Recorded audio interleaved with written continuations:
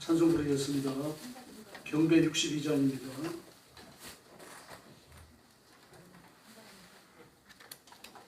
경배 62장 부르겠습니다.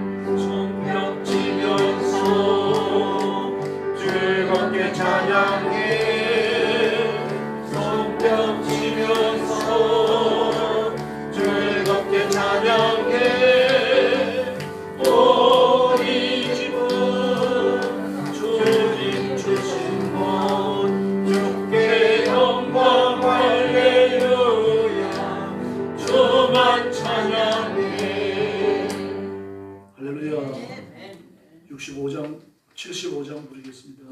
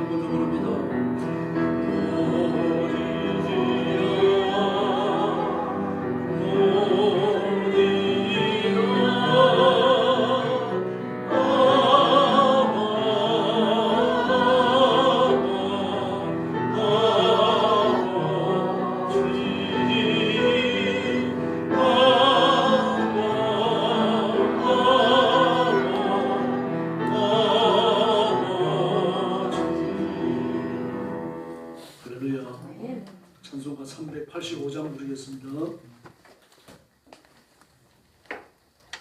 358장입니다.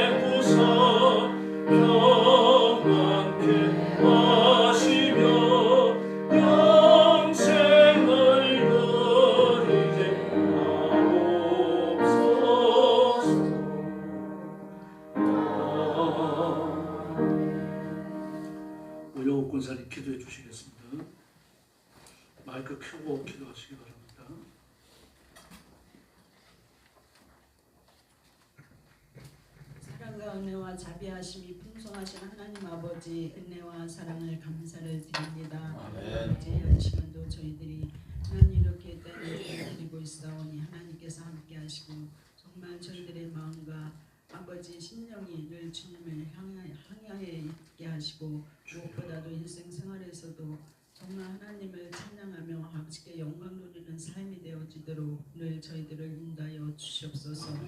저희도 일단 알고 지은 죄 모르고 지은 죄가 너무나 많이 있습니다. 하나님의 긍휼하심과 자비하심이 없으면 저희들이 일단 하나님 앞에 올 수도 없고 일단 나와서 하나님 앞에 예배할 수도 없는 저희들이지만도 늘 하나님의 간섭과 하나님의 사랑과 은혜 속에서 아버지 항상 아버지께서 함께 하심을 감사를 드립니다. 또한 아버지 신방 기간 또한 하나님께서 은혜 중에 마치게 하심을 감사를 드립니다. 하나님께서 우리 딸 목사님과 사모님 빈복이 다 그 가정에 임하게 하시고 때를 따라 돕는 은혜와 사랑으로 충만히 하나님께서 함께하여 주시옵소서. 아버지 우리 교회가 정말 부흥하며 아버지 정말 아버지께 영광 되기를 원하나이다. 하나님께서 저희 교회를 긍휼히 여겨주시고 불쌍히 여겨주시옵소서. 정말 기간이 활성화되어야겠사오니 너희가 믿고 구한 것은 이 받은 줄로 믿으라 하셨습니다. 반드시 하나님께서 기간 부흥시키시고 함께 하실 것을 믿고 감사를 드립니다. 하나님 이 한 시간도 우리 목사님 말씀을 준비하고 서사오니 하나님께서 영육간에 강건케 하시고 말씀 전했을 때 하나님의 능력이 나가 정말 우리들의 삶 속에 아버지 정말 빛과 소금의 역할을 감당하는 영광교회들 다 되게 도와주시옵소서. 감사를 드리고 예수님의 이름으로 간절히 기도드리옵나이다. 아멘.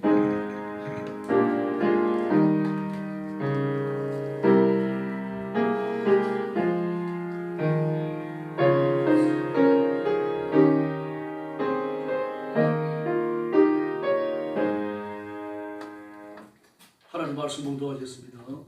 민수기 6장 1절부터 9절, 10절, 8절 말씀까지만 봉독하겠습니다. 6장 1절부터 8절까지 집에 가셔서 6장 27절 끝까지 읽으시기 바랍니다. 구약성경 203페이지입니다. 민수기 6장 1절부터 8절까지입니다. 1절 말씀 제가 먼저 봅니다. 여호와께서 모세에게 말씀하여 이르시되 이스라엘 자손에게 전하여 그들에게 이르라. 남자나 여자나 특별한 성은 곧 자신으로 성하고 자기 몸을 구별하여 여호와께 드리고 오면 포도주와 독주를 멀리하며 포도주로 된 초나 독주로 된 초를 마시지 말며 포도즙도 마시지 말며 생포도나 큰 포도도 먹지 말지니 자기 몸을 구별하여 모든 날 동안에는 포도나무 소산의 씨나 껍질에도 먹지 말지. 그 서원을 하고 구별하는 모든 날 동안은 삭도를 절대로 그의 머리에 대지 말 것이라. 자기 몸을 구별하여 여호와께 드리는 날이 차기까지 그는 거룩한즉 그의 머리털을 길게 자라게 할 것이며 자기의 몸을 구별하여 여호와께 드리는 모든 날 동안은 시체를 가까이 하지 말 것이요 그의 부모 형제 자매가 죽은 때에라도 그로 말미암아 몸을 더럽히지 말 것이니 이는 자기의 몸을 구별하여 하나님께 드리는 표가 그의 머리에 있습니다. 8절 같이 봅니다. 자기의 몸을 구별하는 모든 날 동안 그는 여호와께 거룩한 자니라. 아멘. 오늘 말씀의 제목은 나실입니다. 이스라엘 백성들 중에서 하나님 앞에 구별된 지파가 레위 지파죠. 그래서 레위 지파는 지상 편지에 들어가지 않습니다. 12지파라고 말을 하는데 레위 지파는 포함되지 않죠. 레위 지파가 포함되면 13지파가 돼야 됩니다. 그러나 레위 지파가 빠지면 12지파가 되고 그리고 레위 지파는 기업도 안 주십니다. 12지파의 경내에 레위인들을 가문을 따라가지고 흩어버리십니다. 그리고 각 지파별로 레위인들이 거주할 땅을 줘야 돼요. 집지역 땅을 줘야 되고 또 아침 저녁으로 또 식사를 해야 되잖아요. 그 부쳐 먹을 푸성기 기를 수 있는 텃밭을 제공해야 됩니다. 결국 넓은 땅은 아니죠. 이제 그럼 그걸 가지고 살아갔고 생활은 이스라엘 백성들이 바치는 11조와 헌금을 가지고 나누어서 받아서 생활을 했습니다. 그러므로 레위인들은 스스로 구별된 것이 아니고 하나님이 구별하신 겁니다. 하나님이 구별하셨는데 그 이유는 하나님의 일을 하기 위해서입니다. 성전 일을 맡기시는 거죠. 성전 안에 있는 여러 가지 기구들을 감금해야 되고 제사와 관련된 일을 해야 되고요. 아침 저녁으로 하나님의 성전을 돌보고 보수하는 일을 계속해야 됩니다. 또 하나님의 성전은 건물만 달랑 있는 게 아니고 그 주변에 넓은 공간을 가지고 있습니다. 그 공간에 계절 따라 피는 꽃을 심어야 하고 울타리를 치고 울타리를 터치하지 못하도록 경비병을 세워서 지키는 일도 해야 됩니다. 대단히 중요한 일이죠. 또 뿐만 아니라 아침 저녁으로 번제를 드렸습니다. 상번제라고 말합니다. 상번제는 하나님 앞에 드리는 매일 끊이지 않는 예배였는데 이 제사에 그 동원되는 제사장은 특별히 자신의 직무를 고귀하게 생각했어요. 그래서 당번 제사장들은 상번제로 인해 갖고 자신이 제사장들 위에 있는 그런 지위를 행사한다라고 여겼습니다. 또 뿐만 아니라 매일 제사를 집례하는 제사장도 마찬가지입니다. 하나님의 성전 안쪽에는 24개의 쇠얼뚝이 박혀있고 그 쇠얼뚝에 24마리의 짐승들이 매이고 그리고 24번의 제사를 하루에 드리도록 되어져 있습니다. 이렇게 제사장도 많았고 하나님의 성전 안에서 이루어지는 크고 작은 일들이 대단히 많았어요. 더구나 제사장은 30세에서 50세까지 20년간만 봉사합니다. 우리가 지난번에 살펴본 것처럼 그 직무가 좀 고난이도의 노동이 수반되기 때문입니다. 짐승을 죽이고 손질을 하고 가을도 하나님 앞에 제사를 집례하는 것, 이 나이 든 사람이 할 수 있는 게 아니죠. 그리고 숙련되지 않으면요 못합니다, 여러분. 요즘은 그 정육점에 발골한다 그러잖아요. 소를 잡는 데 가면요. 저는 뭐 도축장도 그렇고 마장도에 가도 그렇습니다. 발골한다 그러는 게 대단한 기술이에요. 발골 기술자들은 높은 값에 팔려다닙니다. 그냥 우리가 볼 때는 떼어내는 것 같습니다만 이 관절을 정확하게 알아가지고 무리 없이 그렇게 해체를 해야 되는 겁니다. 이 기술도 필요하고 노동력도 필요하고요. 아주 힘이 드는 일입니다. 칼을 다뤄야 되니까 상처도 날 수 있는 거죠. 그런 걸 아무나 할 수 있는 일이 아닙니다. 30세부터의 이유가 이런 일들의 숙련을 위해서입니다. 제사장 일들의 숙련. 제사장은 또 향을 만들어야 됩니다. 향은 그 섞는 비율이 어떤가에 따라 갖고 냄새의 향이 달라집니다. 이건 제사장의 범주에 해당됩니다. 하나님 앞에 바쳐진 향은요, 항상 같은 냄새가 나야 합니다. 그리고 같은 양이 들어가야 하고 같은 시간 동안 타야 합니다. 만약 여기에서 어긋날 경우 그 제사장 문칙을 받습니다. 우리가 생각하면 분례가 야단 맺겠지 하는데 그 정도가 아니에요. 맞습니다. 나이든 제사장으로부터 고참 제사장으로부터요. 진짜 맞아요. 오지게 맞습니다. 눈물이 쑥 둘러 빠질 정도로요. 다음에 향을 만드는 것이나 향을 관리하는 것과 관련되어진 일을 하게 되어지면 정말 정신이 번쩍 들어가지고 그 매맞는 게 생각나서요. 다시는 허투루 할 수 없도록 그런 아주 깊은 트라우마를 심어줍니다. 어른들입니다만 30세에서 50세니까 인격이 원수가 할 때 아닙니까? 그런데 때렸어요. 그 성전 안에서 저질러지는 일들은요. 아주 정신을 바짝 차려야 되고요. 마음을 한 군데로 모아야 했습니다. 이게 허투루 할 수 있는 일이 아니죠. 마음 먹었다고 할 수 있는 일이 아니고요. 헌신했다고 할 수 있는 일들이 아닙니다. 정교한 기술도 필요하고 그리고 육신의 힘도 필요하고 이 모든 자질을 갖추는데 30세까지 훈련이 필요했던 거예요. 50세가 되어지면 은퇴했습니다. 정년 은퇴를 했습니다. 이 레위인들, 이 사람들은 하나님께서 구별하신 이유가 출애굽할 때 애굽의 모든 장자들과 첫것이 죽는데 이스라엘 백성들은 살아남아요. 그래서 그것을 하나님께서 첫 것을 바치는 대신에 첫 아들을 바치는 대신에 레위인들을 내 것이라고 선포하십니다. 그리고 레위인들의 전체 숫자와 첫 아들의 전체 숫자를 비교해 봤을 때 남았죠. 레위인들의 숫자가 적었어요. 그래서 한 사람당 5세겔씩 속전금을 내게 하고 그들의 죄를 사하셨다기보다 그들의 생명을 취하지 아니하십니다. 이처럼 이스라엘 백성들 중에 레위인은 하나님의 장자로서 취함을 얻습니다. 그래서 하나님의 기력의 근원이요, 하나님의 사역의 근거가 되어져 가지고 이스라엘 백성들 중에서 하나님을 섬기는 일을 맡게 되어집니다. 그 일이 독특하잖아요. 독특하니까 사람들이 우러러보는 거죠. 우러러보면서 야, 나는 운빨이 나빠가지고 레위인이 못 됐구나. 그런 말을 안 썼습니다만 우리 식으로 하잖아요. 그렇게 생각하면서 이 레위인이 되어져가 레위인을 한번 할 수 없을까? 그래서 그런 사람들이 레위인을 하는 레위인의 일을 하는 길이 열리는 게 나실입니다. 나실이에요. 그 나실이는 딴 게 아닙니다. 하나님이 일을 하겠다는 서원을 한 사람이에요. 서원은 여기서 출발하는 겁니다.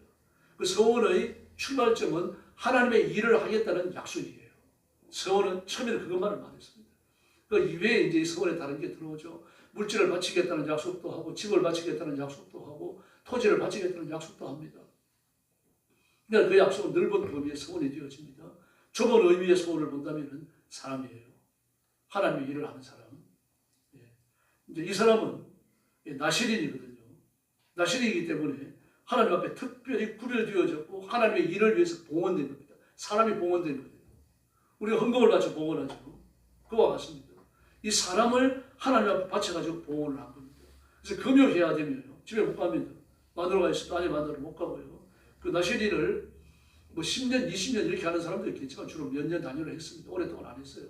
그 기간 동안 자기 자식이나 자기 남편이나 또 이렇게 가족들 중에 누군가가 레위인의 일을 하게 되어지면 하나님의 종으로서 일을 하는 거고 존경을 받는 직위라고 생각을 했거든요. 이렇게 생각을 했던 겁니다.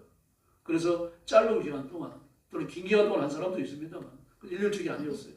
그 기간 동안 약속된 기간 동안 하나님 앞에 성전 봉사를 했던 거예요. 그 집에 절대 못 돌아갑니다. 이런 자발적으로 했던 거죠. 또는 부모에 의해서 드려졌더라도 자발적으로 하는 겁니다. 가령 부모나 배우자가 자기 자식이나 자기의 배우자를 하나님 앞에 나신으로 바치는 서약을 했을 경우 본인이 물을 수 있습니다. 그 물을 때는 속전을 내야 돼요. 이게 레위기에 나오죠. 조금 이따 살펴보겠습니다. 그래서 특별한 금욕이 요구되고요. 그리고 모든 부정한 것들로부터 자신을 지켜야 됩니다. 이 두 가지. 그 두 가지를 위해서 세 가지 기회를 주셔요. 그 첫째가 뭡니까? 술을 연상시키는 어떤 것도 먹으면 안 됩니다. 오늘 본문에 자세히 나오죠. 포도를 먹으면 안 되고 포도씨를 먹으면 안 되는데 생포도나 금포도 떡 다 못 먹어요. 예, 포도로 만든 술을 마실 수 없습니다. 예, 포도주를 마실 수 없고 독주를 마실 수 없고 섞은 술을 마실 수 없습니다. 그러니까 뭘 보고서 술을 연상한다 그러면 거 절대 못 먹어요. 술은 일절 금하는 겁니다. 왜 그럴까요? 이유가 뭘까요? 제가 여러 번 말씀드렸거든요. 술은 그냥 술이 아닙니다. 술은 사람을 지배하잖아요. 술 먹고 나면 술에 취한다 그러잖아요. 그 이유가 사람을 지배하기 때문입니다. 그 정신 나간 소리 하는 거예요. 헛소리 하는 거고 행동도 함부로 하는 거고요. 술 먹고 나면은 인간의 이성을 잃잖아요. 이성이 이성을 일부 잃든지 다 잃어버리든지 그러잖아요. 그래서 우리가 오죽하면 술 먹은 개나 그러겠어요. 근데 술 먹고 나면 사람이 그렇게 되는 겁니다. 술에 지배를 받는 거죠. 그러므로 술은 그리스도인을 지배하는 세속적인 모든 힘의 대표입니다. 우리 술의 지배만 받아서 되는 건 아니고 세속적인 어떤 것들도 우리를 지배하게 둬서 안 됩니다. 요즘은 21세기 접어들어서 기술이 얼마나 진보하는지 모릅니다. 그런 뛰어난 진보적인 기술, 그 기술이라고 하더라도요, 하나님보다 앞세워서는 안 되는 거죠. 그러므로 지금 바이오테크라든지 또는 유전자 공학이라든지 AI라든지 이런 것들 초융합을 일으키는 한 분야를 통해 가지고 사람의 노화를 쭉 마침내 죽지 않게 하려고 하는 불멸의 삶을 연구하는 거예요. 결국 하나의 짝이 없는 겁니다. 창세기 3장에서, 창세기에 기록되기 이전에 하나님 앞에 반란하는 거죠. 마귀가요. 그 사람의 보좌를 청탈하려고 했던 그 일이 지금 이렇게 나타나고 있는 거예요. 아담과 하와를 통해서 그 일을 하려고 했고요. 그 이후로 하나님의 보좌를 청탈하려고 하는 마귀가 끊임없이 역사해 왔습니다. 일어나고 있는 성경의 거역들을 보십시오. 전부 다 그 선상에 끼어지는 거예요. 마침내 적그리스도가 와가지고 마귀의 반란의 대미를 장식할 겁니다. 적그리스도와 함께 마귀와 그를 추종한 악한 영들, 거기에 부역되던 모든 불신자들은요, 한꺼번에 지옥에 던져집니다. 그러니까 그 이전까지 반영 계속되는데 심지어 거듭난 그리스도인들도요, 마귀의 반역에 참여하는 사람들이 적지 않습니다. 지금 이 시대는 더 그렇습니다, 여러분. 학문을 섬기고 물질을 섬기고 어떤 미래학자는 2026년을 올해를 분수적으로 봅니다. 올해가 지나가서 2020년이 넘어오면은 2026년부터 그 이전, 27년 이전이죠. 2027년 이전과는 다른 물질의 풍요가, 그러니까 2027년 이전과는 다른 물질의 풍요가 2027년부터 시작될 거라고 예측을 합니다. 그렇게 눈부시게 발전하는 거예요, 과학이. 엄청난 발전을 가져옵니다. 뭐 어떤 식으로 그렇게 되어지는지 뭐 자세한 설명을 했습니다만 이해도 잘 안 됩니다. 어쨌든 접근이 오기 전에 물질에 굉장한 팽창이 일어나는 건 틀림없습니다. 네, 그리고 전쟁도 계속될 거예요. 전쟁이 계속되면서 많은 사람이 죽을 겁니다. 물질은 팽창하고 팽창되는 물질의 수혜를 입는 사람들은 적어지고, 그러면서 더 많은 사람들에게 물질의 풍요가 주어지게 돼요. 이런 것들은 이제 미래학자들이 예측하는 겁니다. 한두 사람의 이야기가 아니고 그런 식으로 흘러가요. 흐름의 얘기예요. 그러나 어떤 일을 보더라도 우리는 예수님을 대신하는 것을 가져서 안 되고 예수님보다 앞서는 것도 가져서는 안 될 줄로 믿습니다. 그리고 지나치게 시대적인 정신을 쫓아가고 학문의 발전을 쫓아가고 몸을 발전시키려고 노력을 하고 죽지 않으려고 애써요. 전부 잘못된 거예요. 사람은요, 태어나서 생로병사의 과정을 거치면서 마침내 죽음에 이르러야 돼요. 이 창세기 3장에 말씀하신 너는 흙이니 흙으로 돌아갈지니라고 하신 그 저주를 실현하는 겁니다. 육신의 몸을 갖고 태어나서 저주를 실현하지 않을 육신은 아무도 없어요. 예수님까지 죽으셨어요. 죽음의 저주의 심판의 클라이맥스입니다. 우리가 그 길을 따라갈 거예요. 그러고 살아서 죽음을 맛보지 않으려고 하는 사람들은 그건 하나님께 보좌를 찬탈하기 위해서 도전했던 마귀의 반역에 참여하는 겁니다. 하나님의 생명 섞기가 잘못됐다는 뜻이잖아요. 그러면 그걸 수정하겠다는 겁니다. 죽지 않는 존재로 만들겠다. 그럼 인간이 언제 불멸의 삶에 들어서느냐? 그걸 예측을 못합니다. 그러나 2023년을 기점으로요, AI가 사람의 지능이 같아지고, 그리고 AI가 사람의 지능을 넘어선 것은 몇 년 후로 보고 있습니다. 그때가 되어지고 나면 사람의 노화가 우리가 상상하는 것 이상으로 늦추어질 걸로 보고 있습니다. 저도 어떤 사회가 열려질지 모르겠어요. 궁금하기 짝이 없기도 하고요. 어떤 사회가 될까? 그런 어떤 사회가 벌어지더라도 우리는 예수님 한 분밖에 없고 가야 할 천국이 있으며 육신을 이 땅에 묻어야 되는 그리스도인입니다. 이걸 잊으시면 안 됩니다. 그래서 나실인이라고 하면 세속의 어떤 것으로부터 자신을 보호해야 돼요. 그걸 가리키는 게 뭡니까? 술 마시지 말라는 겁니다. 술을 연상시키는 것도 먹어서는 안 됩니다. 아주 엄격한 금지죠.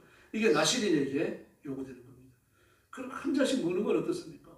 자신이 결정할 문제예요. 목사한테 묻지 마세요. 목사한테 물으면 마시지 마세요 그렇죠. 마시세요 그러겠습니까? 만약에 목사가 뭐 어쩌다 한 잔씩 마시는 걸 어쩌겠습니까? 그러면 야 우리 교회 목사님 멋있다. 야 술 한 잔 마셔도 된대. 여러분 그렇게 말하죠. 마시느냐 안 마시느냐 구원을 결정하는 건 아니에요. 그러나 술 마시느냐 안 마시느냐가 하나님 앞에 칭찬받는 그리스도인이 되느냐 세상의 정신을 쫓아가는 그리스도인이 되느냐 이걸 가늠하는 것 틀림없어요. 그래서 여러분들이 스스로 결정하는 문제예요. 우리가 얼마나 높은 도덕을 요구하는지 아셔야 됩니다. 어떤 사람은 자기를 나신이라고 보는 사람이 있고 나신이 아니라고 보는 사람도 있습니다. 나신이 아니라고 하더라도 그 사람 구원받지 못한 거 아닙니다. 이스라엘 백성들도 제사장들이 술을 마셨습니다. 그러나 당번 제사장이 되어져 가지고 성전에서 수중 분들은 못 마셔요. 혼유와 비나스가 아니죠. 아론의 아들들 하나님 앞에 다른 분을 드리다가 죽잖아요. 왜 그렇습니까? 술 마시고 그랬어요. 제정신이 아니죠. 하나님 앞에 제사 드리는 거 사소한 것을 놓친 겁니다. 그래서 죽습니다. 그러고 비롯된 거예요. 성경에 보면 제사장은 술 마시지 말라 그런 말 없습니다. 일반 제사장은 나실인 아니에요. 대제사장이 나실인입니다. 태어나면서부터 된 나실인이죠. 그러면 일반 제사장은 그 제사장 규율이 그랬습니다. 일단 직무에 종사하는 동안 술 못 마셔요. 만약에 마시면요. 아까 말씀드렸던 것처럼 제가 눈을 한번 여러 번 반복했는데요. 맞아요. 나이에 관계없습니다. 아주 흠씬 두들겨 맞습니다. 매를 맞아요. 매를 맞는다 그러니까 그까지 매 그러는데 매 우습게 여기지 마세요 여러분. 조선시대 보세요. 태장으로 잘 안 때려요. 뭐 영화에 보면 막 넓적한 널퍼가고 때리는데 그건 여러분 정말 반역죄인이나 죽을 죄인 연쇄살인범 아니면 그걸로 안 때려요. 매를 때립니다. 근데 매만 맞아도 어떻습니까? 매가 그냥 매가 아니에요 여러분. 직경이 2, 3cm 되어져요. 손에 쥐면 한 주먹 돼요. 이걸 힘센서 포전에 놔가지고 여러분 이걸 30분을 친다고 생각을 해보세요. 막 벽부터 시작해가지고 발까지 펴요. 이걸 맞아놓으면요, 일주일씩 못 일어납니다, 여러분. 이틀을 맞으면 죽어요, 사람이. 태자가 맞다가 죽어요. 맞다가 죽으니까 태자가 잘 안 때립니다. 때리면 주로 매예요. 매번 우리나라가 때린 게 아닙니다, 여러분. 전 세계적으로 매를 때렸어요. 제사장들이 그 매를 맞아요. 고참 제사장으로부터요. 술 마시고 직무에 임했다 그래가지고요.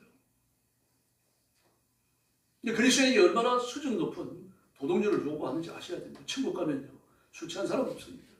그래서 성령 충만한 사람으로 가득할 줄로 믿습니다. 나시리는 그 첫 번째로 요구되는 것이 술 마시지 말랍니다. 술을 연상시킨 것도 먹지 말라. 이 세속의 어떤 힘에도 자신을 내어주지 말라는 교훈이에요. 다음에 두 번째는 머리를 깎지 말랍니다. 삭발 못합니다. 머리를 기르라고 했어요. 근데 왜 그렇습니까? 고린도전서의 교훈처럼요, 내 위에 하나님이 계신다는 뜻입니다. 여자는 머리를 깎으면 안 되지만 남자는 깎으라고 그랬죠. 고린도전서에서. 왜 그렇습니까? 여자의 머리는 남자요 그랬습니다. 여자의 머리는 남자요. 그럼 나시리는 못 깎아요. 나시리는 위에 하나님이 계신다는 뜻이죠. 그러므로 머리가 긴 것은 내 위에 하나님이 계신다는 뜻입니다. 그럼 나시리는 머리를 깎아버리는군요. 하나님을 부정하는 거죠. 신앙을 부정하고 하나님을 하나님의 보좌에서 끌어내리는 행동입니다. 그래서 나시리는 죽습니다. 그다음에 세 번째가 뭡니까? 어떤 죽음과도 터치해서는 안 돼요. 하다못해 공충이 죽었더라도 그 죽은 곤충 만지면 안 됩니다. 모지가 죽었어도 모지 만지면 안 돼요. 그 치워 정리하는 건 일반 제사장이 해야 됩니다. 나시린이라든지 대제사장은 안 됩니다. 제 부모가 세상을 떠났어도 저는 장례식에 못 가요. 형제 자매도 말할 것도 없고요. 그 나시린으로 그 약속을 하고 하나님 앞에 봉사하는 기간은 철저하게 하나님만 바라봐야 됩니다. 이 사람은 중고대가 성전 아닙니다. 특별한 일이 있어가지고 대제사장의 허락을 받는 일 외에는 성전 밖에 나가서 허락을 못 밟아요. 반드시 성전 안에서 나시린의 기간이 5년이든 6년이든 2년이든 그 기간 동안은 못 벗어납니다. 먹고 마시고 잠자는 것 해야 되고요. 심부름을 명령받을 경우에 그 일을 위해 가지고 성전을 나설 수 있었어요. 그래서 그 나시린은 어린 아이들도 있습니다. 어린 아이들 주로 이제 제사장의 자녀나 대제사장의 자녀가 어릴 때부터 나시린이 되는데, 대제사장의 자녀는 자동으로 나시린이 되고 일반 제사장의 자녀도 나시린이 됩니다. 왜냐하면요, 성전 안에서 아이들이 해야 될 일이 있습니다. 그걸 위해 갖고요. 그래서 어린 아이들이 실로한 못에서 길러온 샘물을 가지고 제사에 썼습니다. 다른 물은 일절 사용하지 않았어요. 성경에 그런 규례는 없어요. 그런 규례가 없지만 물의 정결을 위해 가지고 죄가 없는 어린 아이들, 순결한 아이들의 손길을 통해서 길어온 물을 가지고 하나님 앞에 바치는 그 제물을 감금하는 데 썼던 겁니다. 이 아이들은요, 이 나시린에서 해제될 때까지 그게 뭐 어릴 때 들어가가지고 10살이 넘어 나오든 20살이 돼서 나오든 그 기간 동안 흙을 못 밟습니다. 그리고 실로한 못으로 물을 떨어갈 때도 반드시 어른 제사장들이 동행을 해야 됩니다. 그 아이의 힘이 겹지 않도록 물의 양을 조절해 줘야 되고, 그리고 반드시 갔다가 물만 길러가고 성전으로 올 수 있도록 그걸 인도하기 위해서입니다. 객교로 제사 안 되죠. 누구를 쳐다와서도 안 되고 다른 일을 해서도 안 되는 겁니다. 철저하게 하나님께만 자신을 바쳐 일하도록 그렇게 하는 겁니다. 이제 나시린은 사람을 하나님 앞에 봉헌하는 거고요. 또는 물질을 드리겠다고, 물질을 봉헌하겠다고 약속하는 경우도 있고, 집을 드리겠다고 봉헌하는 경우도 있고, 짐승을 드리겠다고 봉헌하는 경우도 있습니다. 가령 물질을 드리기로 했다. 그러면 그 물질은 성전 보수에만 써야 됩니다. 다른 데는 못 씁니다. 짐승을 드릴 경우에도요, 성전 일반을 위해서 써야 됩니다. 성전에 손을 쓸 일이 많습니다. 무거운 걸 날라야 되니까요. 뭐 제사장들이 한둘입니까? 그 사람들이 먹는 양식을 나르는 일도 이 사람이 져서 나르는 게 아닙니다.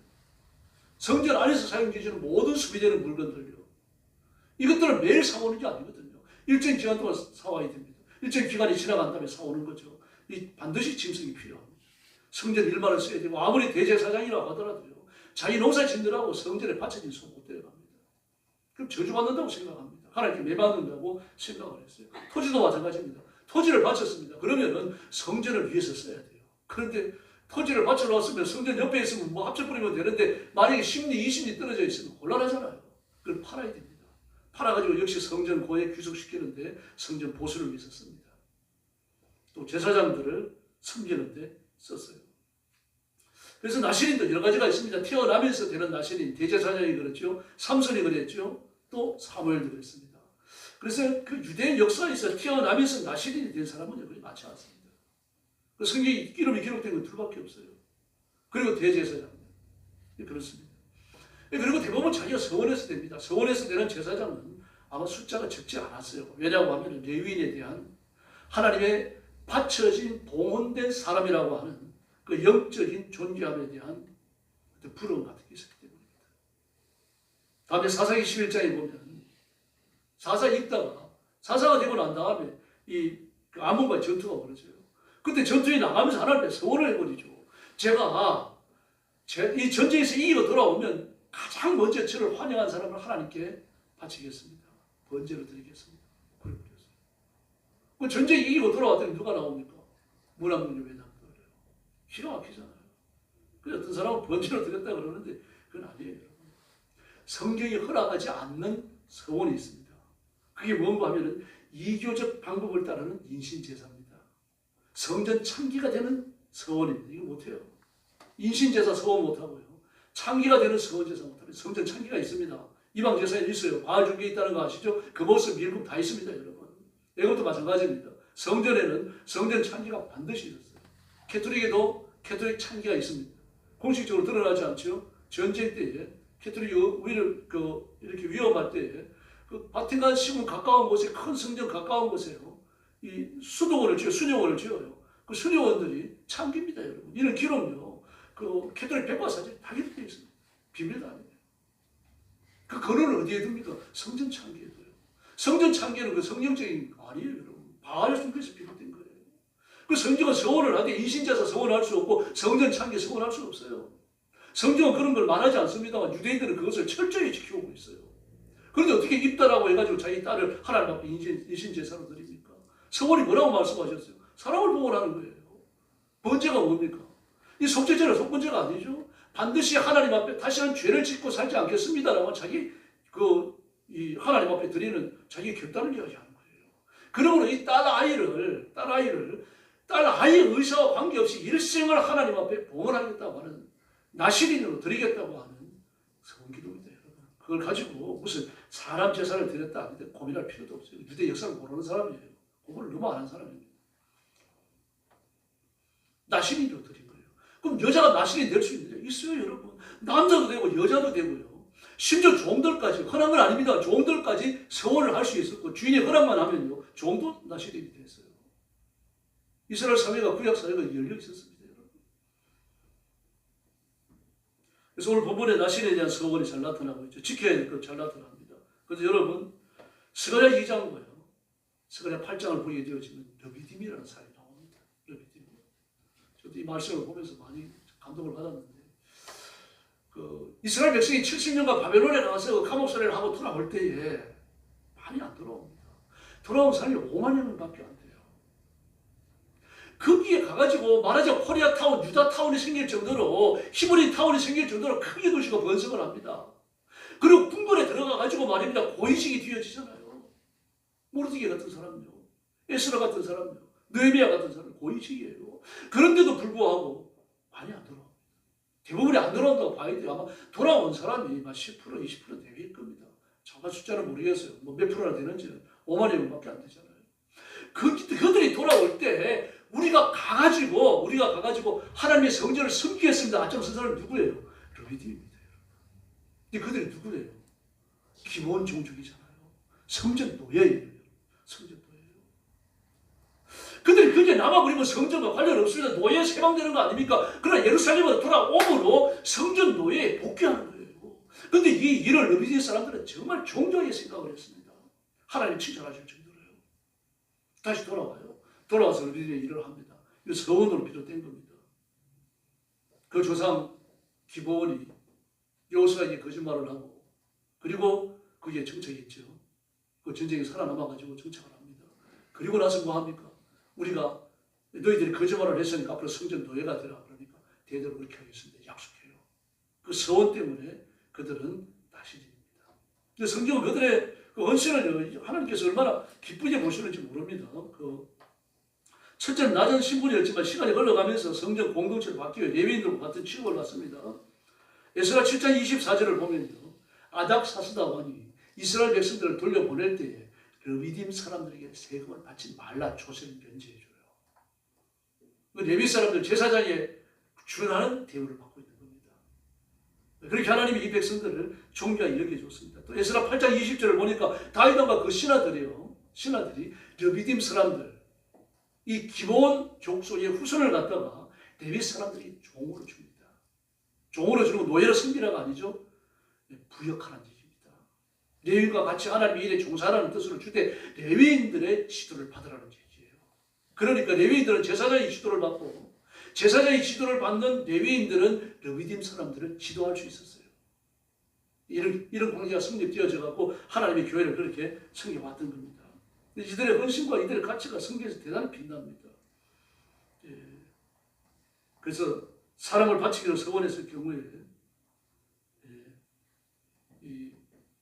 가령 이제 하나님, 제 아들의 하나님의 둘째가 태어나면 하나님 앞에 5살 때부터 15살 때까지 10년을 하나님 앞에 바치겠습니다. 서원했어요. 태어나면 괜찮지만 안 태어나면요. 못 바치잖아요. 그걸 하나님이 안 주셔서 못 바치니까 할 수 없는 거죠. 근데 태어나고 둘째가 나왔습니다. 그럼 5살 때 하나님 앞에 바쳐야 되잖아요. 근데 얘가 3살이 됐을 때 그 형이 중한 병에 걸려갖고 누워버렸어요. 그러면은 둘째를 갖다 바치면 무슨 일이 벌어지겠습니까? 후계도 염려할 수 있죠. 손은 누가 키웁니까? 이런 중대한 일이 벌어지는 겁니다. 그러면 제사장을 찾아가서 사정을 이야기하고 나신인을 물을 수 있었습니다. 그런 경우는 얘를 5살 때부터 15살까지 10년간 하나님을 섬기게 하겠다고 하나님께 보응을 했다고 약속을 했는데 약속을 못 지키는 거잖아요. 그럼 하나님께 손해를 끼친 거 아닙니까? 그 벌금을 내야 돼요. 그걸 벌금의 규례가 레위기 27장에 나옵니다. 한번 보십시오. 레위기 27장이요. 미숙이 바로 앞에죠. 그 레위기에 나오는 그 벌금의 액수를 보세요. 그 벌금의 액수 그리고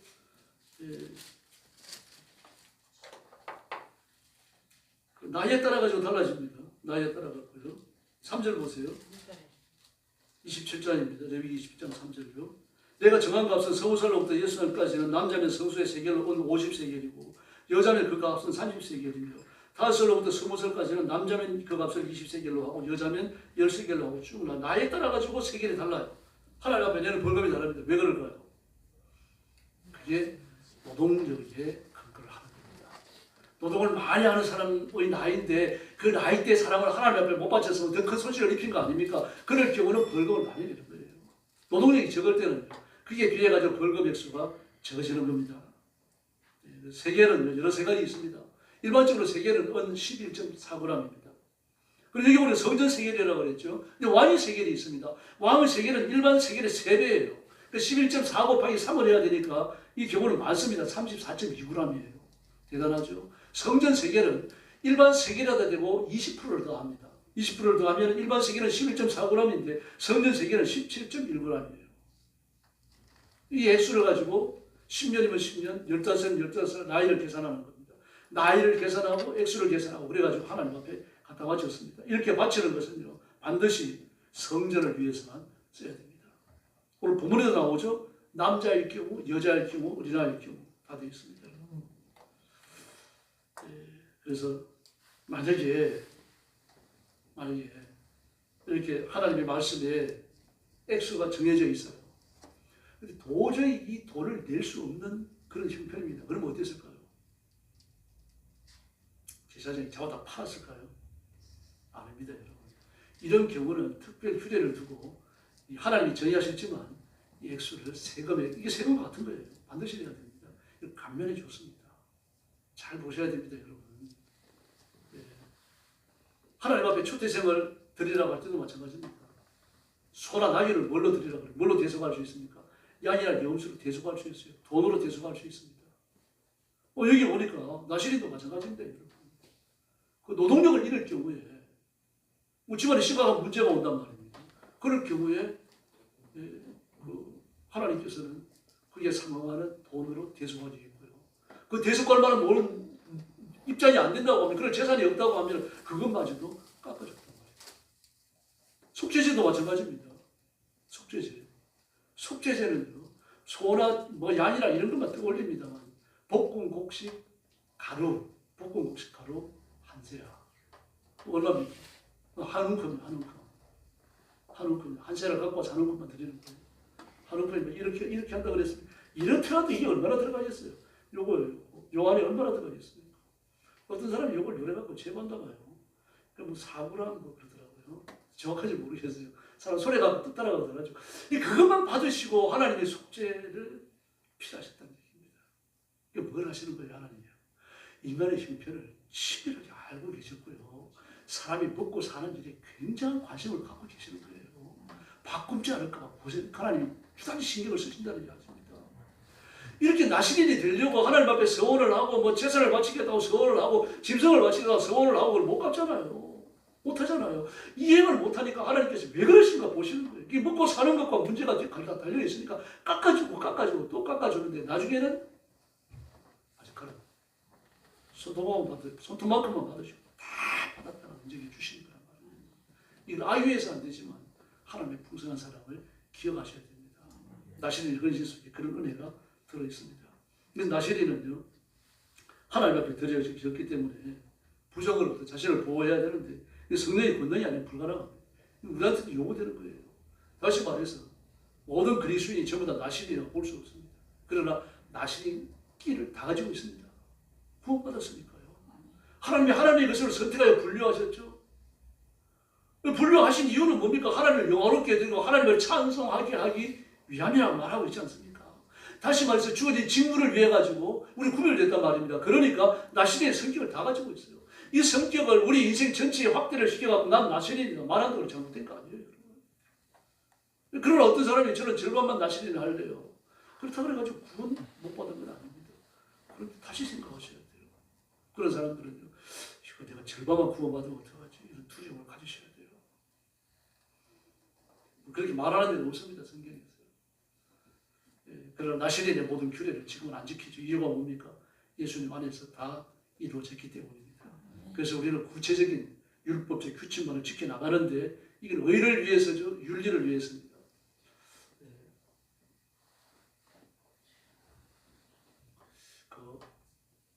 유교를 조금 공부해 보면 기독교 다른 점이 참 많습니다. 삼강오륜이라고 그러죠. 삼강, 강은 금을 고쳐 짜있다는 뜻이거든요. 그래서 임금과 신하의 관계, 백성들의 관계, 집에서 아버지와 아들의 관계, 부부의 관계가 잘 짜여져 가지고 원만하게 돌아가면 그건 평안할 걸로 본 겁니다. 그게 이루어지는 나라가 태평성대가 이루어진다고 봤어요. 이게 수식적인 관계거든요. 사람이 살아가는데 수익적인 관계가 있는 건 아니잖아요. 수평적 관계가 있거든요. 그게 이제 오륜입니다. 륜은 윤리라는 뜻이에요. 윤리로 맺어져 있는 거죠.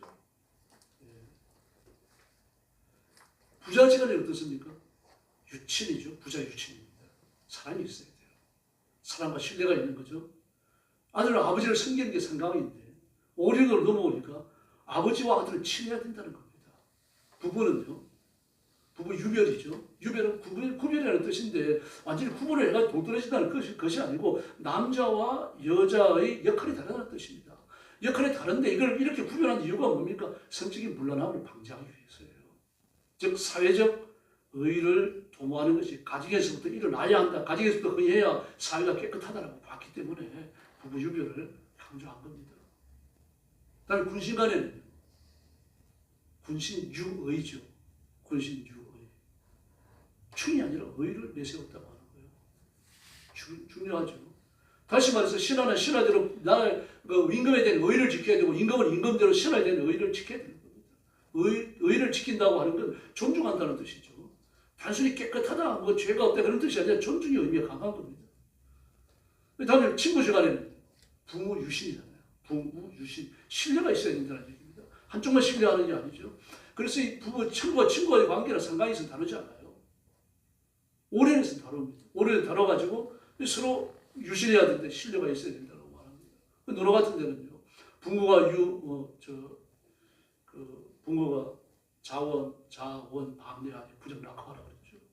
먼데 살고 있는 친구가 나를 보고 싶어서 먼데서 이렇게 왔는데 내가 어찌 기쁘지 않겠는가.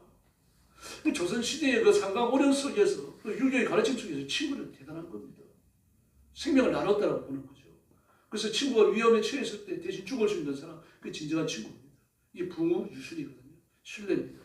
친구가 어려움을 겪는다고 하더라도 저는 어려움을 겪는 이유가 있을 거다. 심지어 사회적으로 욕을 먹는다고 하더라도 저는 욕을 먹는 만한 특별한 이유가 있어요. 그래서 그 친구를 끝까지 믿어줘야 되는 거죠. 가령 친구가 살인을 하고 도망다닌다 그러더라도요. 그 친구가 자기를 숨겨달라고 왔다면 숨겨줍니다. 그게 부모 유신입니다. 이럴 수밖에 없는 절박한 상황이 그렇게 있었을 거다. 어떻게 보면 기독교보다 더 넓은 거죠. 그래서 삼각 오련에서 윤리거든요. 윤리는요, 서로 하나가 되는 것이고 친화되는 것이고요. 서로 감싸주는 것을 말합니다.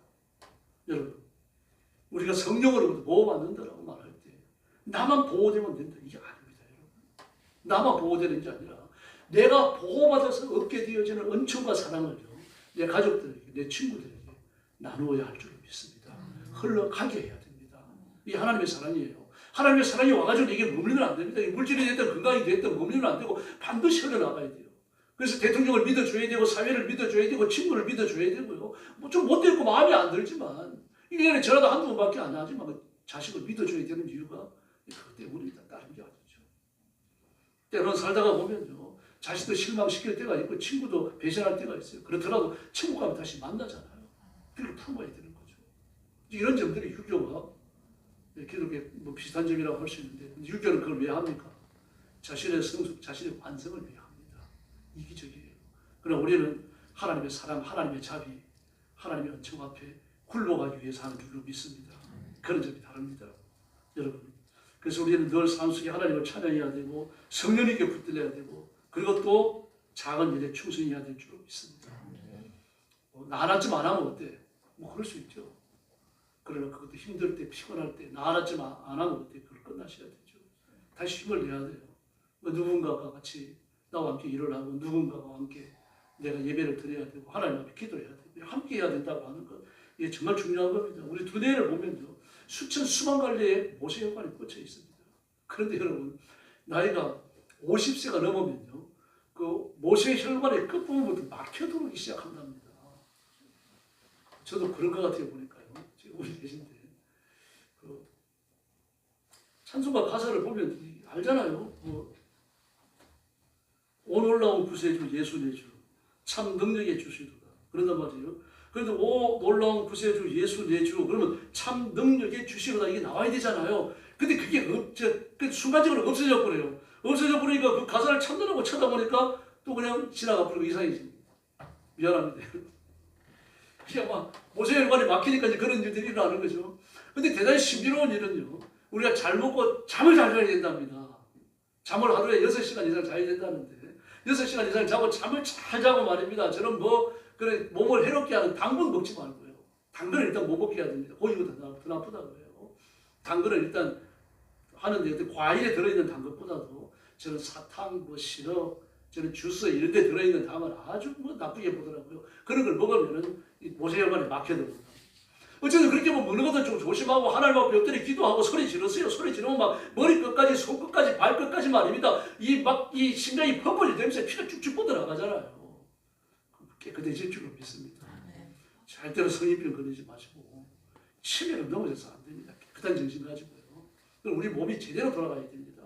그래서 많은 약을 잡수는 것도 좋지만 하나님 앞에 헌신하는 것 더 중요할 줄로 믿습니다.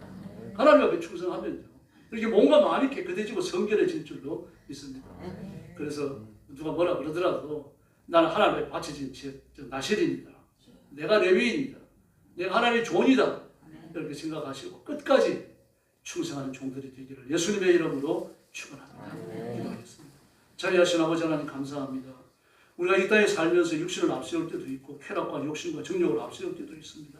믿음 없는 저희들을 불쌍히 여겨주시고 우리가 나이가 들어갈수록 예수 믿는 횟수가 더해갈수록 온 힘을 다하여 하나님 앞에 더 큰 헌신을 바치는 깨어있는 일꾼들 되게 하여 주시옵소서. 우리 성도들에게 이 땅에 사는 동안 신령한 은혜를 주시는 것처럼 육신의 건강도 주시기를 원합니다. 질병에 걸려서 넘어지고 성인병으로 고생하고 치매로 넘어지지 않도록 도와주시고 몸과 마음을 깨끗이 하셔서 하나님이 부르시는 그날까지 온 힘을 다하여 충성하는 귀한 종들이 되게 하여 주시옵소서. 물질의 풍성함을 주시옵소서. 핍절에서 돈 끌어다니지 않게 해주시고 오히려 나누어주고 베풀어주며 돈의 그 위에 올라가서 돈을 명령하고 물질을 사용하고 하나님이 주시는 물질로 기뻐하는 귀한 종들이 되고 하나님 앞에 그렇게 쓰임받도록 역사해 주시옵소서. 우리 주위에는 하나님 위에는 어떤 것도 내 머리 위에 두지 않으며 어떤 누군가의 명령도 받지 아니하고 오직 예수님의 명령만 받고 예수님만 높이고 예수님만 의지하는 귀한 종들로서 부족함이 없도록 역사해 주시옵소서. 예수님의 이름으로 간절히 기도 올리옵나이다. 아멘.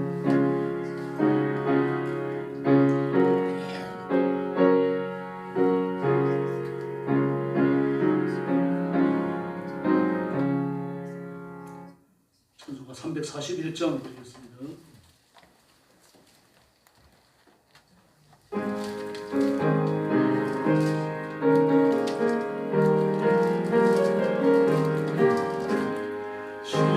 십자가를 내가 지고 저를 따라갑니다. 이제부터 예수로가 나의 법에 삼겠네. 세상에서도 위험한 모두 잃어버려도 주의 평안 내가 받고 영생 복을 받겠네. 죽고 곤욕 당했으니 나도 곤욕 당하리. 세상 사랑 감사하라. 예수 진실합니다. 예수 나를 사랑하사 빛난 얼굴 보이면 원수들이 미워해도 염려할 것 없겠네. 내가 핍박당할 때에 주의 품에 안기고 세상 고통 당할수록 나는 위로받겠네. 주가 주신 기쁨에 기뻐할 건 뭐냐. 주가 나를 사랑하니 기뻐할 것뿐일세. 아멘. 주중에 모임에 열심히 나와주시고 특히 함께 기도하는 일에 참여해 주시기 바랍니다.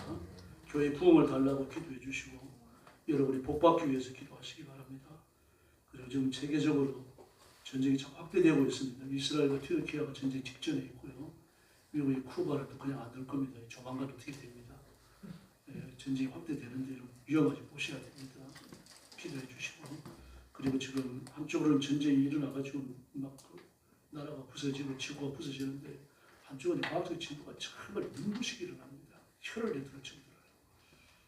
이런 두 가지 양상이 막 그걸 달리면서 가고 있어요. 그러므로 예수님의 재미에 가깝다는 그런 신호를 받아들이셔야 되고 또 열심히 전도하는 그런 성도가 되어야 할 줄로 믿습니다. 이제 옆에 계신 분들하고 인사 나눠주시기 바랍니다. 사랑합니다. 하나님 사랑합니다. 한번 더 인사해 주시죠. 잘 믿고 복 받읍시다. 잘 믿고 복 받읍시다. 아멘. 축복하겠습니다. 이제는 우리 구주 예수 그리스도의 은혜와 하나님 아버지의 극진하신 사랑과 성령님의 도우심과 인도하심과 교통하심이 오늘 예배에 참석하여 은혜 받고 이 말씀을 따라 자신을 하나님께 드려 나신인처럼 헌신하고 하나님께 쓰임받고 복받기 원하는 사랑하는 모든 성도들 머리 위에 영원토록 함께 계실지어다.